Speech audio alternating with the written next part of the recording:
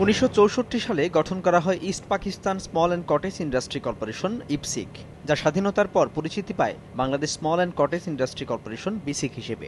এরই ধারাবাহিকতায় টঙ্গীর পাগাড় মৌজায় প্রায় 75 একর এলাকা জুড়ে গড়ে ওঠে বিসিক শিল্পাঞ্চল। তবে 80-র দশকে এবং 2000 সালে 2 দফায় কিছুটা উন্নয়ন হলেও শতভাগ প্লটে গড়ে ওঠেনি শিল্প।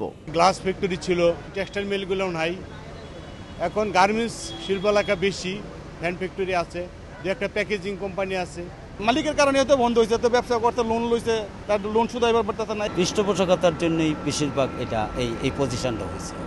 আমরা ওই সময় যাদেরকে অ্যালটমেন্ট দিয়েছিলাম বা যারা শিল্প কারখানা করেছিলেন, পরবর্তী সময়ে সেটা বিভিন্ন খাতে বিভিন্ন চাহিদা অনুযায়ী সেই শিল্পগুলোর কিছু পরিবর্তন হয়েছে, মালিকানা পরিবর্তন হয়েছে, ব্যবসার পরিবর্তন হয়েছে।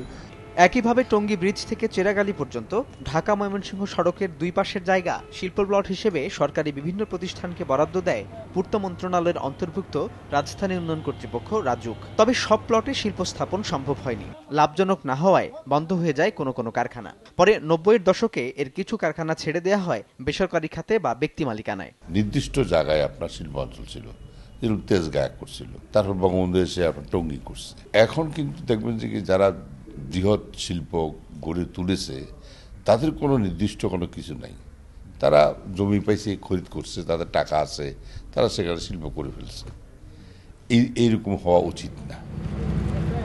কালের বিবর্তনে এই দুই শিল্পাঞ্চলের পরিধি বেড়ে এখন তা ছড়িয়ে পড়েছে পুরো গাজীপুরে। শুধু সিটি কর্পোরেশনের ভেতরে গড়ে উঠেছে ছোট বড় মিলিয়ে প্রায় 600 শিল্প কারখানা।